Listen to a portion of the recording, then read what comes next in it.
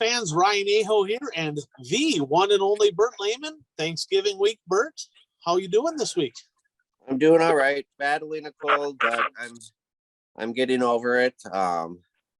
And last Friday, I added to my household. I got a new puppy from a Humane Society, so they can be the One to Go show mascot. So we have Revy.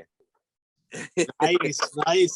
So I was going to ask, episode 155, let's start with this, right? It's Thanksgiving week. What is Bert Lehman thankful for? I'm thankful for my family. Thankful for my health. So I've got this, so I'm not really sure. Well, there's a lot of people in a lot worse shape than that. So I'm thankful for my health. And just hopefully 2023 will be a better year than 2022 for me. But I mean, it wasn't all bad, but I lost 2 dogs during 2022, so that's always tough. So I added one here, and I was trying to think of a racing name, so that's how I came up with Revy, revving up your engine. So I like it. That's pretty cool. So you're thankful for the dog, thankful that 2022 is just about over, right? And, I'm thankful. I got a lot of friends, the racing industry as a whole. I'll lead it into racing. The racing industry as a whole. I met people from East Coast to West Coast, North to South. I mean, a lot of great people. There's a few that maybe get a little frustrated with me from time to time, but that's okay, right? But I met a lot of people. I got a lot of friends that I owe that to the sport.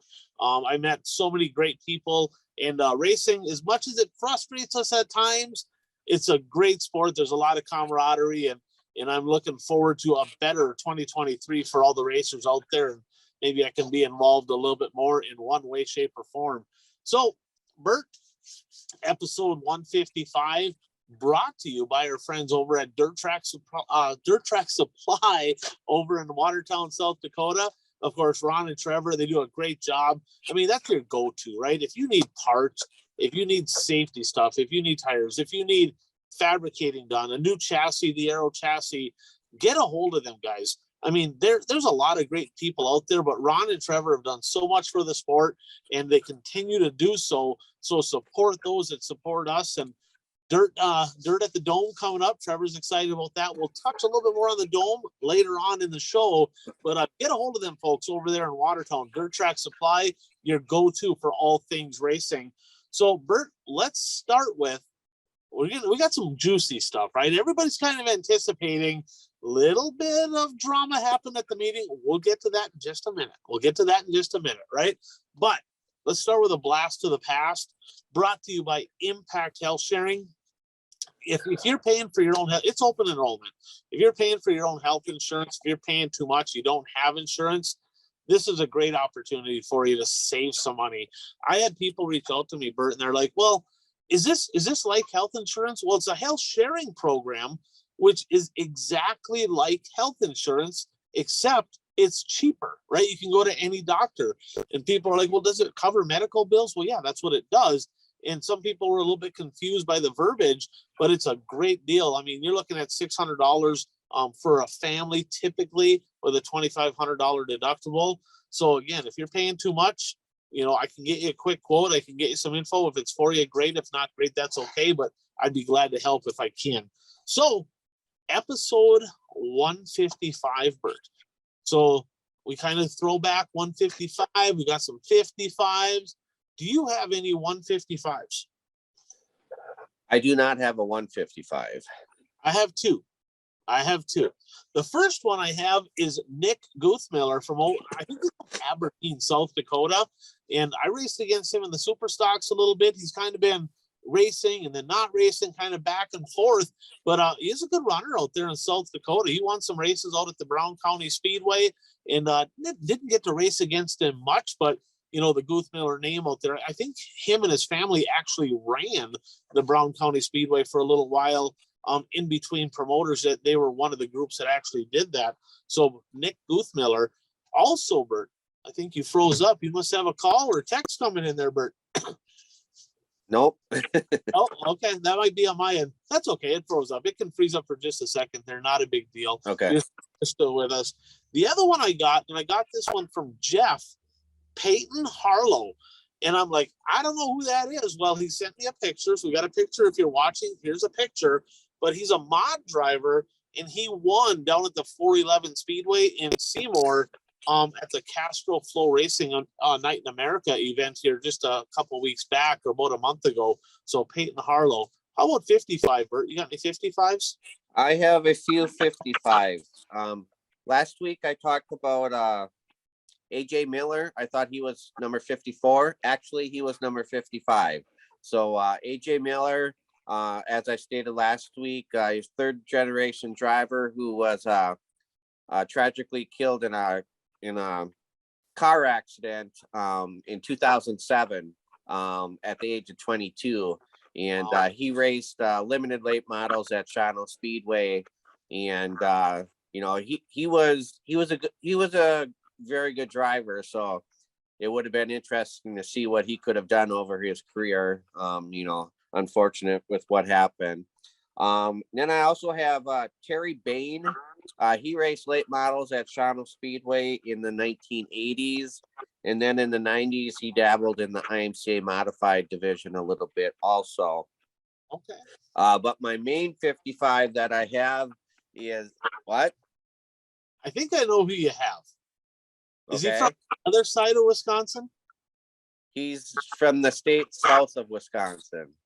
Oh, wow. Okay. So we're not thinking the same one. Go ahead. He is from Waukegan, Illinois. Well, I think he still lives in Waukegan, Illinois. He won a late model feature at Shawano Speedway in 1982 at the age of 18. He drove up to Shawano Speedway to race on Saturday nights, and a few years ago, I had the opportunity. Full Throttle magazine, I wanted to do a story about him, so I actually interviewed him over the phone. And you may remember this from this picture from last year. I'll have to try to find it.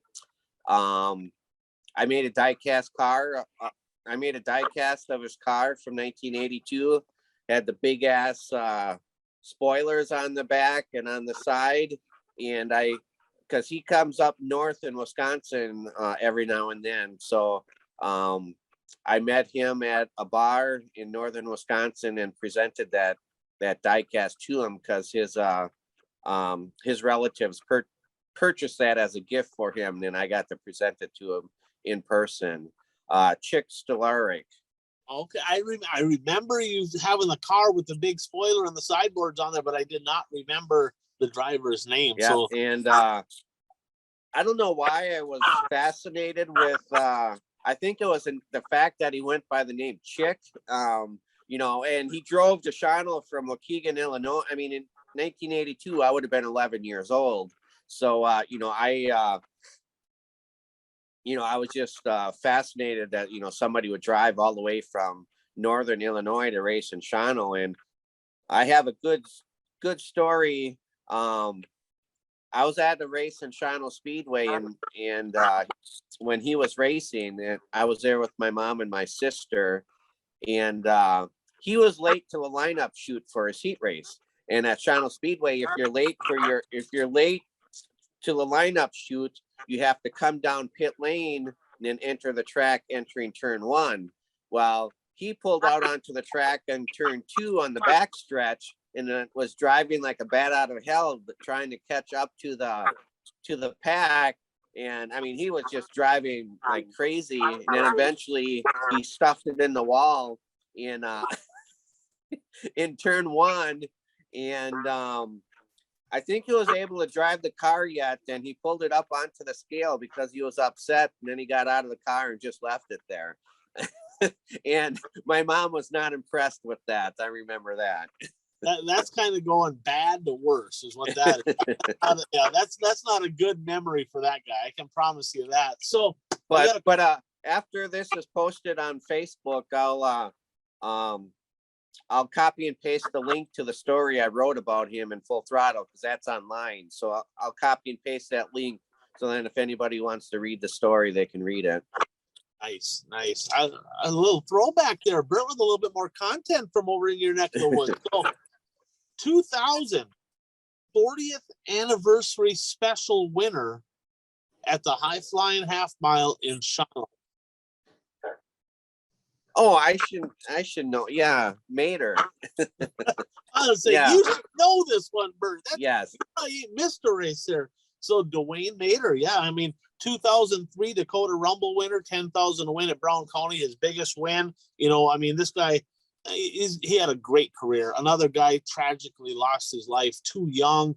The Mater family, I mean, they're all 55. Ron Mater, right? Corey Mater, Chad Mater, they're all 55s. And Ron Mater and Dwayne Mater were obviously the two pioneers of the Mater family in racing. But Dwayne Mater, I remember him coming, you know, many Labor Day shootouts, and he was one of the few that literally would actually spend the night on Labor Day at the hotel right across from Puka's house.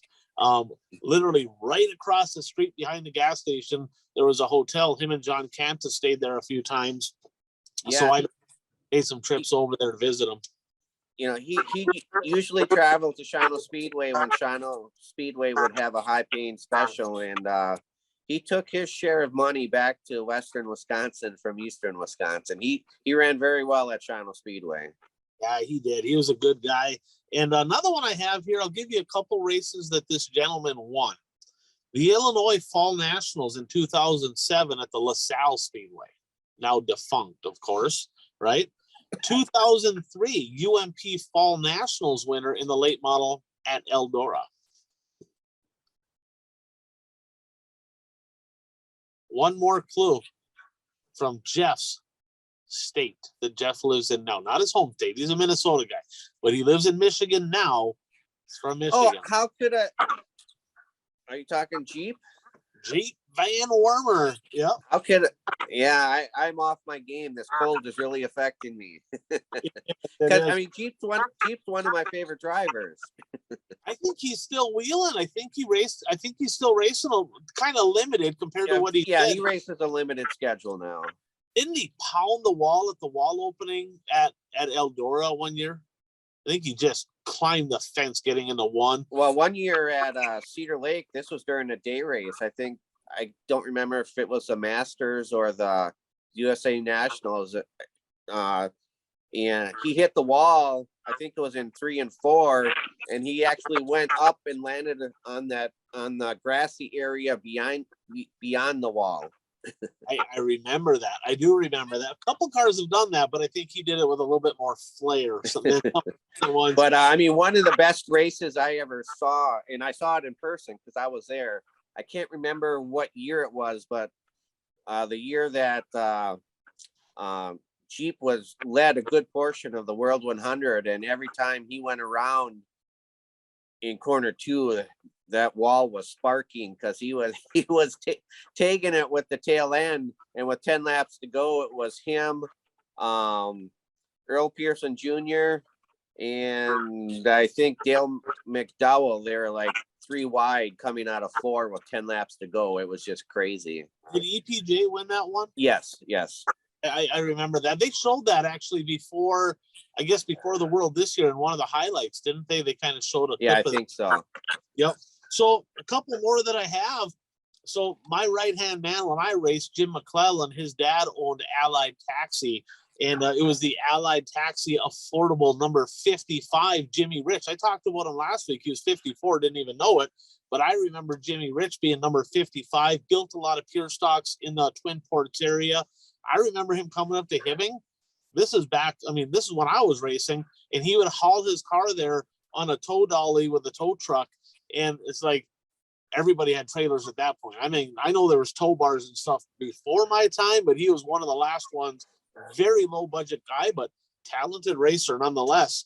Another one I have, super stock guy from the Rice Lake area, but Casey Minkoff was a formidable runner in the super stock division. I remember him for a number of years over in Wisconsin. And the last one I have is a buddy of mine. He actually built one of my engines ran well. This thing was really good. Still builds engines, lives out in Montana, right-hand man for Smoking Hank Berry. But Nick Hoff, he used to pit for Provenzino. He worked at PDQ. He built me an engine. Now he moved out there to get away from all of our drama over here, I guess. I'm not really sure. But he had one stint in an IMCA modified.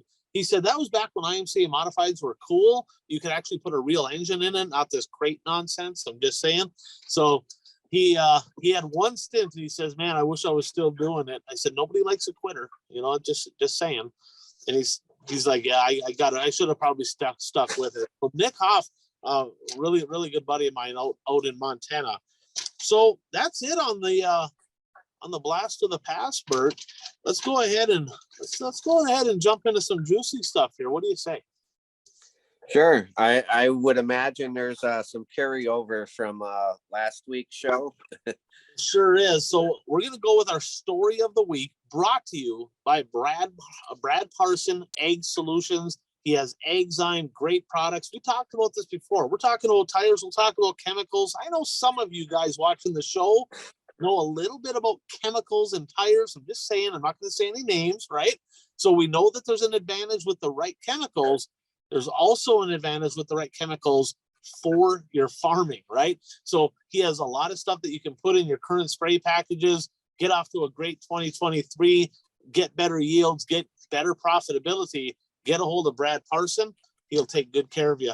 So, Bert, a little bit of a debacle with Hoosier. So, little feedback for those of you that did not see last week's show, right? So, at the WISSOTA meetings about a week ago, the promoters decided to vote in, not all the promoters, but majority, right? They voted in a 9% increase on the cost of Hoosier tires for WISSOTA racers, and there's a 2-year price lock. So they didn't have to do it. They didn't have to do it. So there was a lot of questions, like, why on earth would they just give Hoosier a bunch of money, right? Why on earth would they, take money out of the racers' hands? And I get it. Let's be honest, right? Most people, 15, 20 tires a year, some less, some more, a couple $100, but a couple $100 times a whole lot of people is a whole lot of money going their way. Well, Bert, I had an opportunity. I talked to Don Shaw and I talked to Bob Brokey. Okay. I'll say the names. Everybody knows by now that was the two that made the motion and seconded it. And I'm like, a lot of people mad. Like, what was going through your head? Why on earth would you voluntarily give them more money? And they both said the same answer. They said, here's the deal. We talked to Shannon. Our tires are significantly less because we're locked into a price, right? Locked into a contract. He goes, and we just thought that if we gave them a bump now, that in 2 years, they'd be a lot nicer to us and wouldn't way spike up the price. I don't know, man. I'm hoping and I'm praying that they did it with good intents. And I'll be honest, I'm going to give them the benefit of the doubt. I know them guys, right? And I know Bob a lot better than I know Don. And I'm going to have to think that maybe they're thinking that way. The 1980 version of doing business, right? It was a handshake. Hey, I'm going to take care of you now. You take care of me later. Like you remember this and make it right later. So I'll say this to start with. We won't find out the results of this whole deal until the contract is up in 2 years. Okay. So I'm going to hope that when the contract is up in 2 years, that when the tire prices come in, we better come in less than UMP, because it's basically the same tire, the mod tire and the UMP mod tire, same tire essentially. Well, if we gave them a bump unnecessarily over a 2-year period here, well, guess what? We better not see our tires being the same price as UMP, because if that ends up being the case, you literally just gave them a bunch of money for no apparent reason whatsoever. Well, I mean, if that is their reasoning, I can see what they're trying to do. but the problem is there's no guarantees. I mean, if that's what you're trying to do, you should have just renegotiated the whole deal and worked that price in 2 years as to what it's going to be. Yeah, I mean, I'll be honest. See, it's not like Hoosier Tire is a mom and pop business, right? Where it's like you can go shake their hands. This is a German-owned company. Continental Tire owns them. It's publicly traded, right? So they got shareholders. So it don't matter how good of a deal you work out with the sales guy, right? At the end of the day, the shareholders, they make the decisions. And I'll be honest, right? I'm skeptical. I am, because I look at it and I'm like, shareholders look at the bottom line. They don't look at like, well, you took care of me before. That's typically not how the shareholders work things. They usually look at dollars and cents. Now, Rod Lindquist from WISSOTA put out a press release today, and he's trying to weather the storm a little bit. So I mean, that's his job. I mean, it was a well thought out press release, and quite honestly, there's nothing he can personally do about it, right? Because this was a promoter vote. No interruption from the board. Maybe should have been, maybe not. You know, I mean, the promoters get mad if they interrupt. If the promoters vote on something, the board can't typically overrule that. Okay, and he's not a board member anyway. He's an employee. He's the executive director, so he doesn't really have any power. But he put out a press release, and basically it said, you know, kind of, I see what they're trying to do, and you know, Hoosier's been a partner of ours for 41 years, and we need to be looking out for Hoosier because they need us and we need them, and all of that's true, right? But I'm just going to lay it out there. All right. So let's start here. So was there a shortage or was there not? Because he mentioned in that article, well, there was a shortage. It wasn't just with soda tires, it was everybody. Well, they said at the beginning of the year there was a shortage. And at the meeting, they said, no, there was no shortage. That's what Shannon Rush said. He said, no, there was no shortage. I talked to Blake at Hoosier Tire North. He said, well, we sold the same amount of tires in 22 as we did 21, and about the same as 2019. So the question I have is, Hoosier lying now, or were they lying then, right? Were they lying at the beginning of the year when they said there was a shortage, or are they lying at the end of the year when they said there wasn't? Because you can't be both, right? And if they lied about that, why on earth would we trust them by giving them hundreds of thousands of dollars? I don't know the exact number. I can only speculate, right? But it's multiple six figures at a bare minimum, right? So if we can't trust them to tell the truth, why would we just give them money? So they're like, well, we got to take care of Hoosier. And also he said, well, in that letter that Rod wrote, Bert, he said, you know, the numbers are overinflated. Be careful of the numbers. So I'm going to come back on that, right? Because if the numbers aren't as big as what I'm kind of thinking they probably are, then it should matter even less, because Hoosier Tire sells tires all across the United States to multiple sanctioning bodies. They sell them in Canada. They sell them in Australia. It's all over they sell tires everywhere for dirt racing and for other applications. The small amount of tires that WISSOTA buys is not going to hurt Hoosier or Continental Tire. It's gonna not have an effect. They're probably not making as much profit margin. They're probably breaking even. And even if they're losing just a little bit, I've seen the prices of everybody else's tires. They're okay. They're making enough. And Bert, let me ask you this. Should we be looking out for Hoosier Corporate or Continental Tire? Or should we be looking out for the local vendors in our area that have been supplying tires to WISSOTA racers for years, that were told last year that, I'm sorry, you can't be a vendor anymore? Should we be looking out for those companies or Continental Tire? Should we be looking out for the drivers or Continental Tire? I think they're looking out for the wrong people. Thoughts? Oh, I agree. I mean, WISSOTA is a promoters association, and you're supposed to be looking out for the promoters and the drivers and, you know, everybody that makes the whole association work. And I mean, like I said, you know, if they're looking for a better deal in 2 years, I guess I see where they're coming from. But like I said, they got no guarantees. And in the corporate world, if you don't have a signed contract, you don't even know if the people that you spoke to this year are even going to be with that company in 2 years. Right. I think that they should have asked questions, and they should have got some assurances that if we're going to do this, this needs to happen. And I think you're exactly right.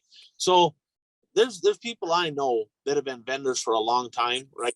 In the area. They're not the vendor at the track, but they sell tires, and they're not able to sell tires anymore. And they don't make a ton of money selling tires, but if you're a local parts distributor, right, and you're selling tires, that's bringing your customers to your storefront to get tires. And while they're there, they might get a box of rivets or, sheet of plastic, whatever. They might get more stuff.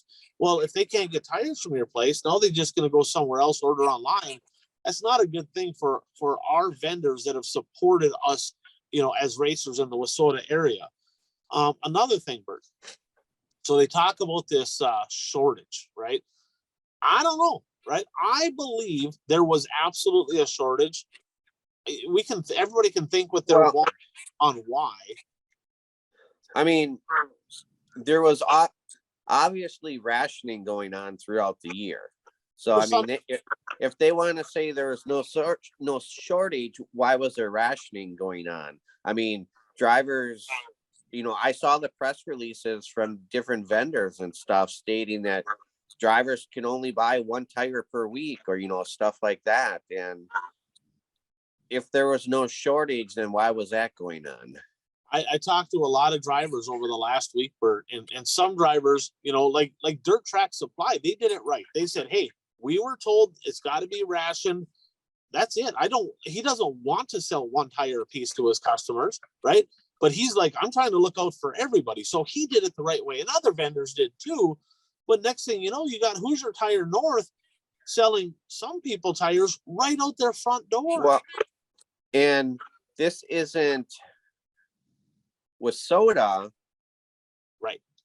But did they say there was no shortage in Wissota, or no shortage in general? Wissota. Oh, okay. Because I was going to say there's some major sanctioning bodies who canceled races based on the fact that they said there's a tire shortage. Right. And yeah, so I mean, I believe there was, but it's weird how they come back and they say, well, no, there wasn't a tire shortage. We sold as many tires as we did last year. Why would you say that, right? Part of me thinks, well, maybe they said that because they actually did idle back production because of the cost of tires. And if they did, well, just admit it and let's move on, right? Just don't be lying, because when you start kind of like mincing words and you start, like coming up with different stories, well, then people start to doubt you, and that ain't a good deal. Now, they talk about this shortage, Bert, right? And I don't know where these people got their tires. They might have got them from another driver. I don't know. Maybe they got, I don't know. You guys decide where they got the tires. But there was World of Outlaw guys, right, that had Wissota late model Hoosiers. And lo and behold, there was a time at the end of the year where Wissota drivers couldn't get late model tires, right? Well, they were selling them to World of Outlaw guys because they're $70 less. So, I mean, if you're going to tell the vendors, hey, 1 tire per person, I don't believe Hoosier Tire North should be able to sell any tires to anybody except for the vendors, because there's certain people, Bert, that reached out to me and said, I know that so-and-so and so-and-so got tires from Hoosier Tire North, but I tried to and they wouldn't let me. So some people can, some people can't. That's not cool. You can't be doing that. And at the end of the day, we're going to just hand them a bunch of money for no reason. So I'll end it with this. After talking to the 2 people that made the motion, and now remember, there's a lot of promoters that voted for this in order for it to pass. So it's not just those 2. There's drivers, Bert, that have said, I want to know who the 2 people were that were responsible because I'm not racing there. Well, it was a majority vote, right? So that means that more people voted for it than not. I don't have that list. So you talk to your own promoter to find out if they voted for it. Everybody has their reasons. Well, out of track, you might have to boycott them all. The problem is there isn't a list. I mean, was this just a voice vote? Hand raise or yeah. So yeah. I mean, somebody could have voted for it to say, no, I didn't vote for that. Right. That's exactly right. So at the end of the day, we won't know how this works out for a couple more years. We won't know that. We have no idea. I hope that in 2 years when this comes up, that our tires come in less, and that I hope Don Shaw and Bob Broken can say, "Hey ho, fucking told you so," right? I hope they can call me out, right? Give me a donkey award for calling them out. That's what I'm hoping. I hope that happens, right? I hope they can call me out. You know, that's pretty risky. That's a risky way of doing business. I don't like it, but we'll find out. I guess we'll find out in a couple of years. We'll see what happens. So that leads me to the next topic, right? So Benji Franke was a little upset with me last week, Bert. I think I hurt his feelings a little bit, right? Because I called him out. I said, I believe that Benji was responsible for there not being Bert transmissions in the streets. And he put together a little video. And some of what he said on the video was well thought out. I mean, I don't necessarily totally disagree with everything that he said. So a little background there. Street stock drivers, there's several of them that said, hey, we want open transmissions. We want Berts. And they all want Berts because Bert Lehman's on the One to Go show. That's the only And the fact is, he had a poll on the Steffes Street Stock Tour page, right? Which Steffes Street Stock Tour does not get a vote, but he's the promoter at the Cheyenne Speedway in Lisbon. So he gets to vote for that track. So he did a poll, and on the poll, I saw several different polls that had different numbers, but overwhelmingly, the most common thing was the drivers wanted or open type transmissions, right? Well, then he apparently talked to some people at like the Cheyenne, because it's a club, it's an association, and some of the drivers there said, well, we don't really need them because they weren't having any issues. So then he's going, well, all the series guys, or a bunch of them, want it. A couple of our local guys don't want it. I'm voting for the track. So he kind of went with his gut and he said, I'm going to vote against it. I don't think he realizes how much weight his voice carries in the street stock division, because he has a great tour. The Steffes Street Stock Tour is a fantastic tour for the drivers. I mean, it's a good deal, right? So a lot of the promoters in the track or in the meeting that have street stocks, in their mind, they're like, well, Benji talks to more street stock guys than we do, right? So, I mean, if he doesn't think the guys want it, why even argue it? Yeah, we just won't worry about it then. That's what happened. So that leads me to this. This is exactly why the promoters should not have a vote. Not that he had a wrong vote. That's everybody's got their own opinion. I don't care how we vote. Okay. Why do we want the fallback, right? Because now you got drivers that are pissed at promoters about this tire deal. They're pissed at Benji about this tranny deal, and they find out, oh, you voted this way. I'm not coming to your track. You hear all that. That's exactly why the promoters got enough crap going on. He also said on the show, well, Ryan basically said that they're late. I don't remember exact words that he used, but he said a bunch of lazy promoters or whatever. Well, that ain't necessarily true, because he's kind of mincing words there, but I hear what he's saying, because I did say that there was some promoters that literally weren't paying attention at all, didn't care, right? And that is true. There's some that are great. There's some promoters that go through the process and they do a great job. But most of the promoters, even the ones, Bert, that do a great job, they have enough going on. With the tech committee WISSOTA has in place, and with the board, we have a lot more of an open forum than WISSOTA's ever had before. I think the tech committee overall is a pretty well put together tech committee, and the promoters, the drivers, everybody can have correspondence all year long on rules and all this stuff with the tech committee, and then ultimately let the tech committee decide. And if you have enough promoters getting in the ear of the tech committee saying, hey, we need this, they'll take a really close look at it and decide at that point if it's good or not good. The promoters, I talked to the folks. I called out my buddies over at Alexandria, right? I said they weren't even at the frickin' meeting, right? Well, I talked to him. He's like, why even go? It's like everybody just kind of bickering back and forth. Nobody can make a decision, and I had one guy say, if I had 27 people riding in my truck trying to steer the wheel, right, how many miles could I go before I ended up in the ditch upside down? Well, when you have 25 or whatever promoters in a room all trying to make decisions and they're bickering back and forth, nothing gets accomplished. So that process has to change, I believe. I think the vote needs to go to the tech committee, the board, take it out of the promoters' hands, let them have an open correspondence. And ultimately, then you don't have drivers all pissed off at promoters. I mean, they're going to be pissed off at promoters anyway about plenty of other stuff. Take a few things off the plate for them not to be pissed off about. And I think that would be a better thing for the psyche of everybody, because this Hoosier deal, Bert, let's be honest. I had a lot of messages, calls, texts going, who the hell did this, right? Because on the outside, it looks like, what the hell were they thinking? Like somebody's benefiting from this, right? And on the transmission deal, they're like, well, who got in his ear? If they don't have the vote, it takes all that drama away from them. And promoters, that's 2 weeks or 2 days of your life you get back where you don't have to sit at the meeting. So I think that would solve the problems there.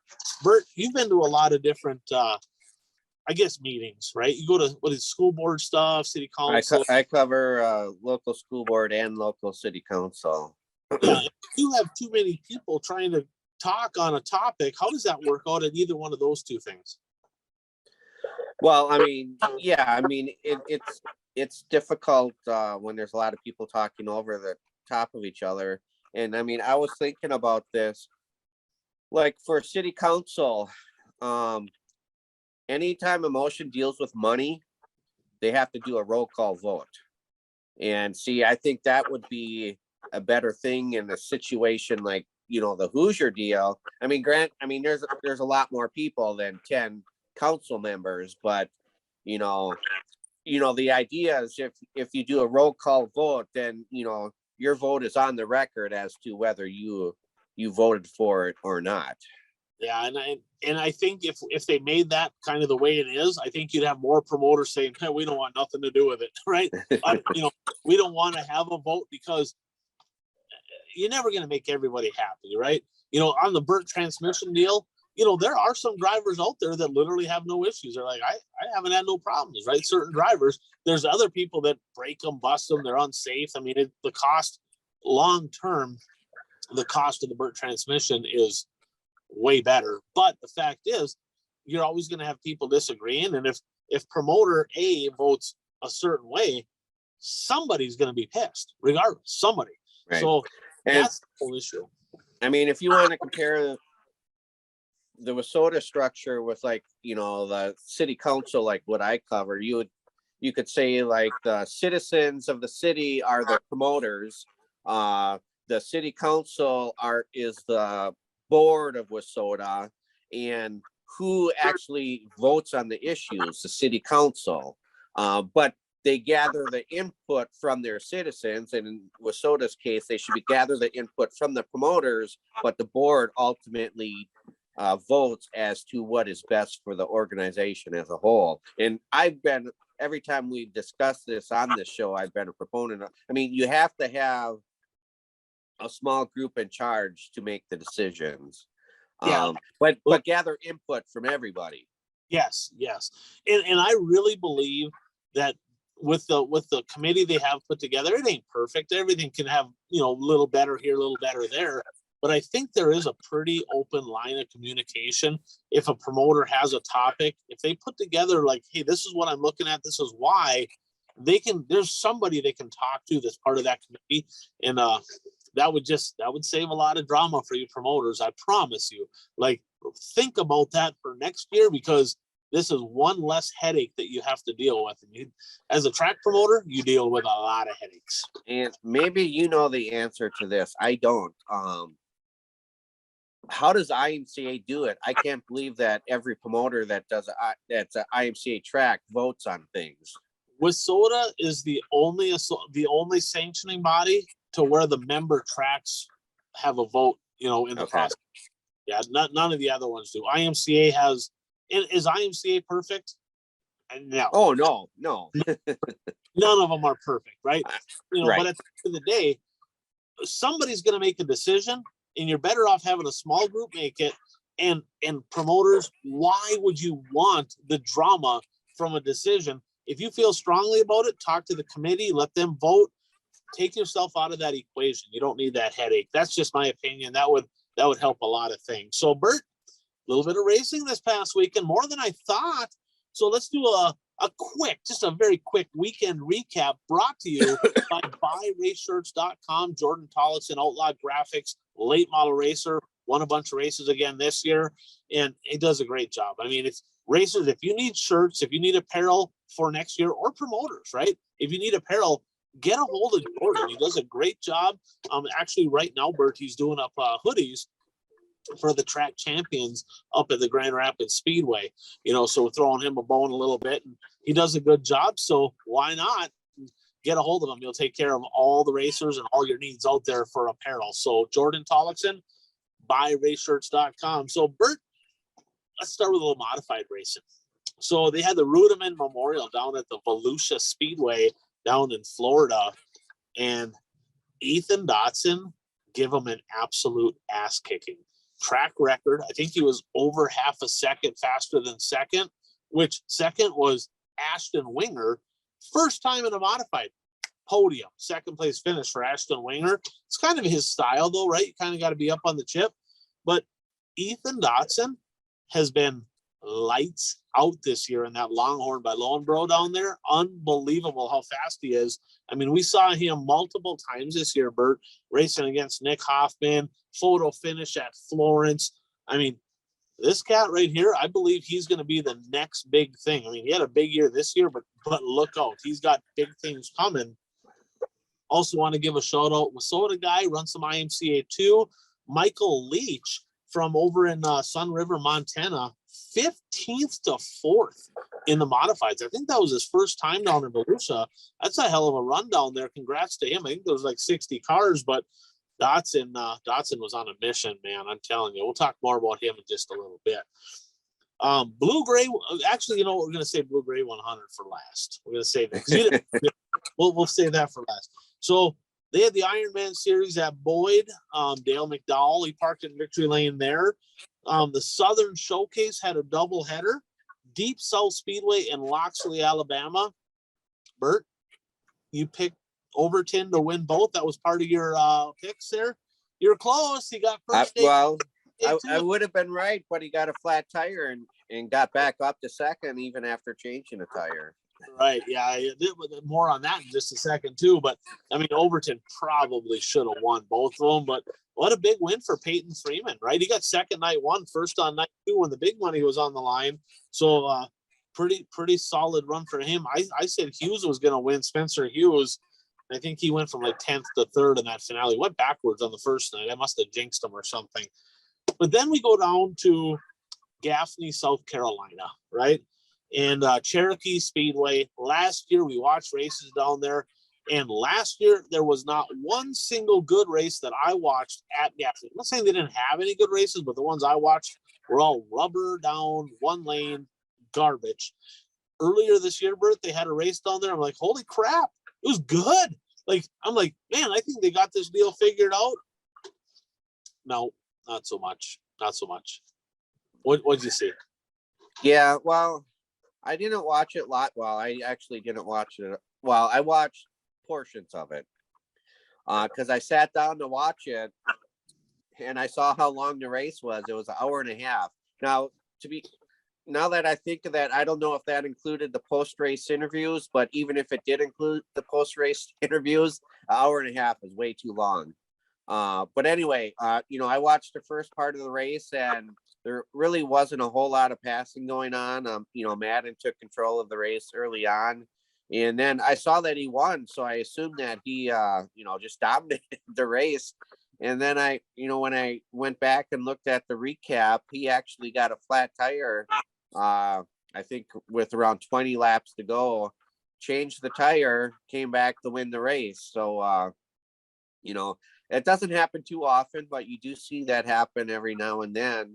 But in reading the recap story, a comment in there, well, not a comment, but information in there made me think, because the comment or information stated that, this race usually comes down to tire wear. And it's like, this is 100-lap race. I mean, is that what this race is going to be known for? Whichever driver can make their tires last for 100 laps is going to win the race. I mean, to be honest, that race could probably be at least 25, if not 50 laps shorter, and be just as exciting. Well, Bert, so quickly, Dalton Wilson, 22nd to second. So obviously some attrition found his way up to a great run for him. But here we're giving more money to Hoosier, right? And Wissota is not me. The Wissota drivers essentially are giving more money to Hoosier, right? The promoters of Wissota.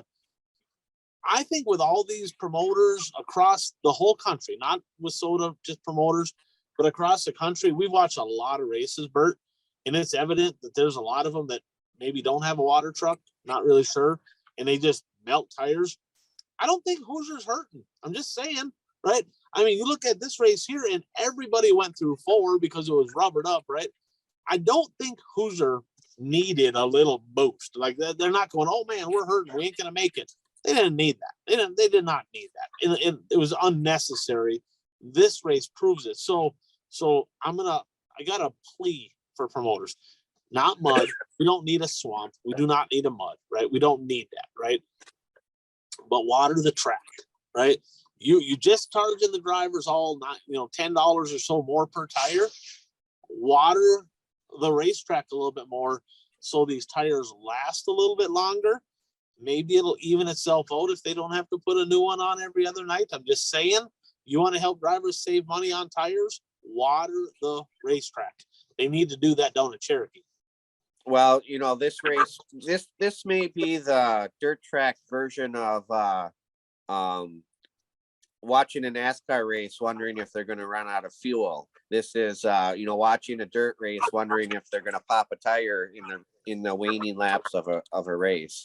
Right. So let's jump on. Not this weekend. There's a few races coming up this weekend.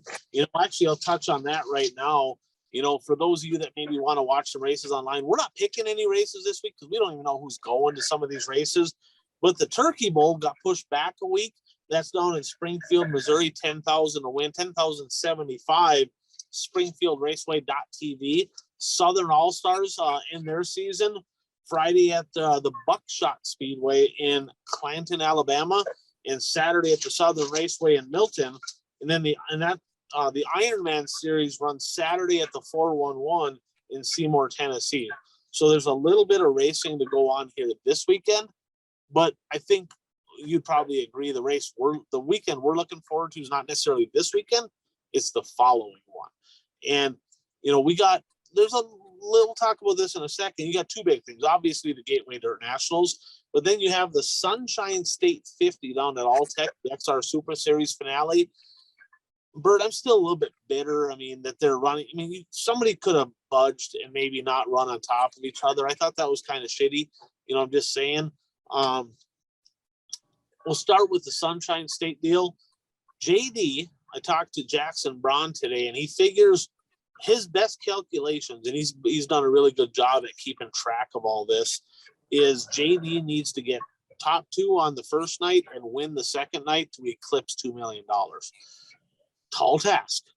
Possible tall task. I mean, it's very, very possible JD could win both, right? I mean, that could definitely happen. Oh, yeah. So he has a shot to eclipse 2 million. That'll be interesting.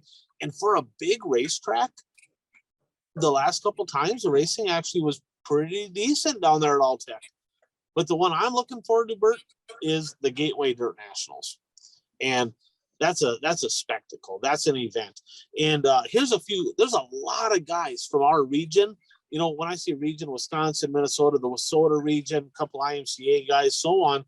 So in the late model division, if I miss anybody, I'm sorry. I think I got everybody, but I'm not positive.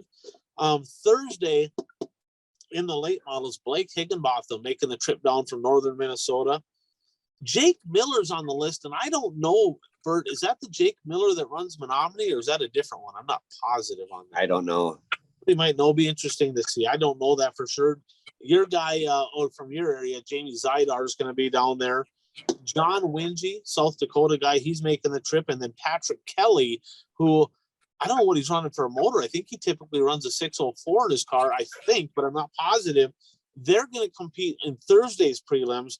On Friday, you have Amelia Eisencheck, which I believe that's what the niece of Donnie Schatz, right? She's going to be running the 15 car down there. I think that's her. And then handsome Harry Hansen going to be running veteran driver. I kind of picked on Harry a little bit about running on rough tracks. He says, I talked to him down there at the banquet. He goes, I had to get down there. He goes, you know, I still listen to your show, even though you gave me shit, he said. So I hope Harry does good down there. And Zach Waller's the Jungle Boy, a guy that, tell you what, he's a poor man's Bobby Pierce. He ain't afraid to get up on the wheel and chuck some elbows. It's going to be pretty fun to watch down there. So there were some drivers that we can focus on in the late model division from our area. In the modifieds, Thursday, Joseph Thomas, son of Corky Thomas, really found a lot of speed over the last couple of years. He really got quick this year in that 6ST. And then Trevor Anderson going to make his first trip down to the Dome. He's been trying to get down there.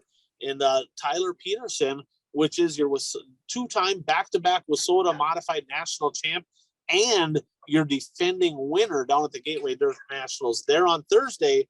And then Friday, the local guy we got to cheer for is the Iron Man, Shane Sobraski. So number 1 and number 2 in WISSOTA modified racing. And then in the points are going to be in attendance. On Friday, a couple other people I'm interested in. Tom Berry Jr., super stud in IMCA. Ethan Dotson is making the trip there, and he's had a hell of a year. It'll be interesting to see. Herm's going to be there. Kenny Wallace, I think he's always fun to watch. And then RTJ. So out of those drivers, right? You know, let's make a little early here, but who do you think in the modifieds out of those drivers, out of the Northern Region drivers, has the best chance to park it in victory lane? Well, I'm going to go with TPO again. Low-lying fruit for Bert. You know, I'll be honest. I think that a lot of people, you know, TPO is obviously phenomenal. I mean, he proved it last year. I mean, he had 30 wins on the year this year. Trevor Anderson's a guy that when the track has a little character in it, he's an up on the wheel kind of guy. I would love to see that Aero chassis find victory lane, but a lot of people are sleeping on Shane Sobraski. They're like, oh, Shane's a momentum guy. He don't like the holes. The dude drove snowmobiles, right? He pounded the ruts, going faster in the snowmobile on the ruts that you do in a race car. He ain't afraid of the holes. He just doesn't like to wreck shit. He could be a sleeper. It's going to be fun to watch. How about the late models?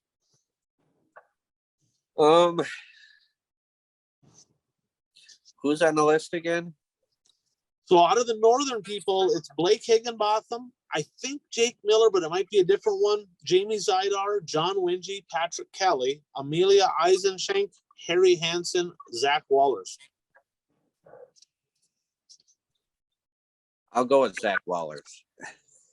I got to go with Zach too. So I'm going to say Zach is that guy that could very easily like put down a good qualifying lap because he's not afraid to be on the chip, but he could also be the guy that drives like and lands on the other side of the fence in the crowd. So he's not afraid to get after it. So we're going to be pulling. We want all of our drivers that head down there to represent well. We're excited. We're excited for Gateway. So what are you? We'll talk more about that next week because Gateway, that'll be the week leading into Gateway. But let's go to the last lap. We're brought to you by Zuli's Race Engines. And I mean, championship speak for itself, right? I mean, Kyle Dykoff, your national champ in the WISSOTA Street Stock division. But the fact is, you look at their Facebook page, they won a lot of races this year, won a lot of races last year. They won championships. This is the time of year to get on the list because I tell you, when you start ordering engines in March, it's tough to get them in April or May. Get on the list now. And if you can't beat them, join them. Frank Zuli, Zuli's Race Engines, tell you what, they build great power. Now, our points, we're not having any picks this week, which kind of sucks. I was hoping to pick Hornets and go-karts and pedal bikes and you name it. But Bert, you got a 22-point lead on Puka. The writing's on the wall. I think Bert's going to go back. You're going to take that DK9 hardware home that we got, that trophy we got from Mike there. I'm only 4 behind Puka, though. Only 4 behind Puka. So instead of me focusing on trying to catch you, see, this is called a curve, hookah curve. A curve in the hat. I can't lose to a flat billed guy that doesn't even watch racing half the time. Kidding me? I can't do that. And then Jeff is he's holding on to fourth, but Mike, even though he got a late start, Bert, he's only like 12 points behind. I know, I saw that. He catch. So Jeff, I'm sorry, man, but I'm kind of pulling for Mike. I'm just saying, I'm kind of pulling for Mike to pass you. And then Brad got a really late start, not even fair, but they'll be more engaged next year. So I want to give a shout out here. I gave him a little shit last week for not going to the Wissota meetings, but the Viking Speedway, they posted today that with the cost of everything, not just the tires, but let's face it, the cost of everything has gone up, right? Everything, right? Well, they posted today that they're going to continue with the free entry fee over to the Viking Speedway for drivers each and every week. And every driver every night's going to get a $10 voucher at the concession stand. I'll be honest, I would put that to good use. I promise, right? In fact, I'd probably steal a couple, 2, 3 of them. I'm just saying. So, but a lot of people have said, well, why do they, because they cut the bottom, I believe they cut the bottom of the purse just a little bit, but it equals out because, well, they pay heat races too, but they don't pay to get in. Now, think about this from an economic standpoint, right? A little bit extra paperwork maybe, but who benefits if they were to charge that $30 to get in and then add the $30 to the winnings? The only person that benefits is the government, because they would have to pay more tax money, right, on the entry fee, and the drivers would end up paying more tax money on their winnings. So what a smart, that literally saves the track money on taxes because they don't have to pay it in. It works out to be the same either way. You better hope the government's not listening to this, because they'll come up with a rule to get their share. Well, the drivers absolutely are paying taxes on their winnings over $600 still, and they can't. If you let somebody in for free as a participant, let's face it. Does the Minnesota Vikings play? Oh, they should pay to get in after that freaking debacle. Yeah, they should pay to get in. Do pro athletes pay to get in? And the answer is no. So kind of an interesting deal at Viking, but tip of the cap to them for just giving a little bit more back to the racers. And then you actually sent a link over there. A lot of racetracks changing promoters and all that. One of Puka's favorite races, the Herald Review 100 over at the Macon Speedway in Illinois. What's happening over there, Bert? Yeah, the Macon Speedway was sold to new owners. Well, was sold, so it has new owners. And now the person who bought it, I believe he runs the Wild West Series. Is that correct? Yep. Kearns. So it should, based on the success of that series, that should be in pretty good hands, I would assume. Right. I think it'll be good. He's passionate about it, so we'll see what happens. And then it's silly season, right? We got all these drivers switching chassis and all that. Word on the street, and I don't think I've seen an official announcement yet, but word on the street, and I think I've heard it a lot, but Brandon Shepherd looks to be going to Longhorn for the 2023 season. Looks like he's bringing his rocket to the Dome, but word on the street that he's got a couple Longhorns going. We'll find out. He'll have a press release, but that's sources are telling me that. And Longhorn gaining another top tier driver. Well, they're gaining 2 top tier drivers, because it was announced at Vegas that Bobby Pierce is going to a Longhorn next year. So whenever a chassis has success, you see drivers just flock to it. So it's always they try to get in on the next big thing. But Brandon Shepherd going to a Longhorn, that is a little bit surprising, considering he was in the Rocket House car. Although he didn't have the greatest of seasons this last year. So, maybe that has something to do with it. I tell you, the Longhorns seem to have to step up just a little bit on the Rockets out there. So there's 2 drivers right there, different driving styles, right? Pierce is kind of that up on the wheel type of guy. It'll be interesting to see how they do. And then let's jump over to our 3 predictions, right? So we kind of started doing this here a couple weeks ago where we're going to make 3 bold predictions. They got to be something where you can actually quantifiable, right? I stole this from Purple Daily, one of my favorite shows. My buddy JR turned me on to that.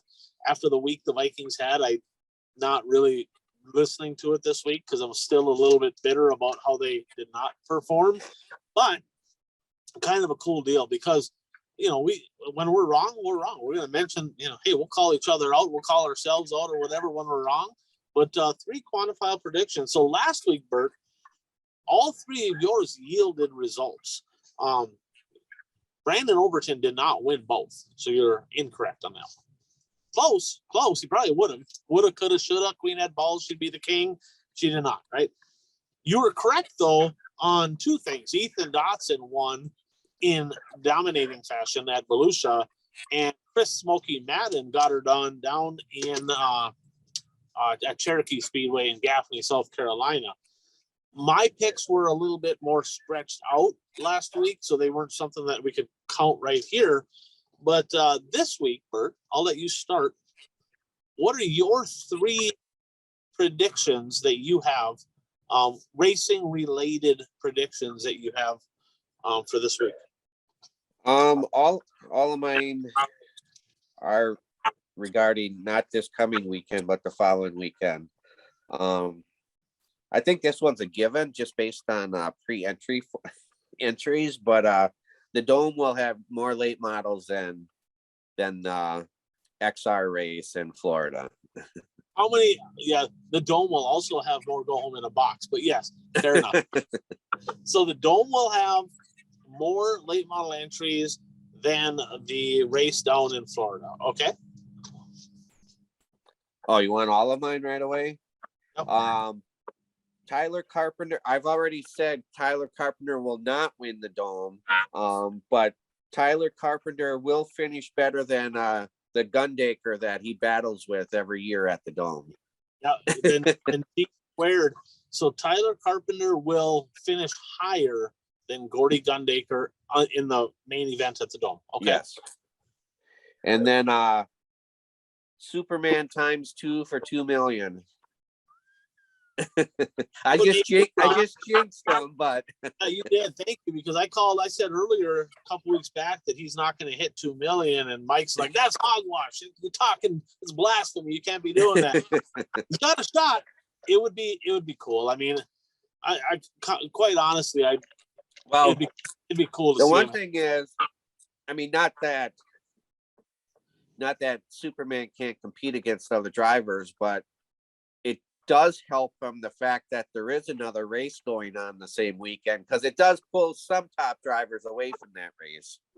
Right. Yeah, for sure. So it'll be interesting to see how that goes. And yeah, I mean, honestly, best of luck to him. I mean, there's never been a dirt driver in the history of racing that's eclipsed the 2 million mark. That would be pretty cool for somebody to get that done yet this year. My 3 picks is I'm going to go to the Dome for the first one.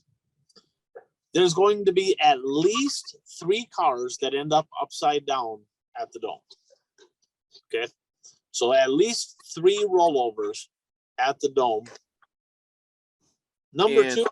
In all divisions or in a specific division? I just overall. You want me to be more specific on that? No, you don't need to be, but just 3 overall. 3 overall. Okay. At least 3. Yeah. Because there's pretty good car count, and I just, some of the drivers go in there could be a little action. Number 2, Ethan Dotson is going to take home the big gator at weeks in Volusia this year. See, Nick Hoffman and Kyle Strickler, they've been the guys, but Steve Arpin has taken home gators before. He's the right-hand man in this operation with Ethan Dotson. Dotson has been on the rise. He's taken the big gator. He's taken that home from Volusia at Speed Weeks in 2023. Number 3, Don Shaw will win at least 3 features before January 1st, between now and January 1st, because he races some down in Arizona. I could be way off because I haven't even looked at the schedule. I don't know how many races are down there, right? But there's a few. But Don Shaw he runs a late model down there. He runs an IMCA mod down there. So he has a couple cars that he can race in, and kind of our guy to watch, so to speak, when he heads down south. But Don Shaw will take home at least 3 features. Probably Arizona, I think, is probably the only place he'll race. So with that said, Bert, anything else you want to add there that maybe we missed here this week? No, I think we pretty much covered everything. It feels kind of weird not picking any races this week. It does. I think we can go ahead and just pick all the support classes and everything, and just throw names in a hat. Like whoever we get. But then I might fall out at third even. So I'm not sure if that's a good deal, bad deal. But I let's just thank our sponsors again. Of course, Dirt Track Supply. We have buyraceshirts.com, Brad Parson Egg Solutions with Eggzyme, Impact Health Sharing, Mason Aaron's videos. Mason does a great job each and every week. He actually does all the editing for us. I wish there was a way he could Photoshop this, right? I got a face for radio. Mason, I know that's a tall task, but we can maybe get you to do it. Dirt Race Central on the official streaming platform of the One to Go show and Wissota Racing. Boy, am I missing anybody here, Bert? Zuli's Racing. Zuli's Racing. I looked through my notes. So yeah, Zuli's Race Engines, got to thank them as well. So thanks to all of our sponsors in the week of Thanksgiving. Thank you to those that helps us keep this show going for each of you. We have to have a little bit of support there in order to keep this going. And, it's Thanksgiving week. So thanks for tuning into the show. Thankful for racing, and spend some time with your family. I'm sure every one of us has something to be thankful for. I hope you have a great week and enjoy it with your family. And Bert, any closing thoughts there? No, just make sure to spend as much time with your family, and just be thankful for everything that you have. Absolutely. So as always, I'm Ryan Aho. That is the Bert Lehman. Thanks for tuning in to the One to Go show.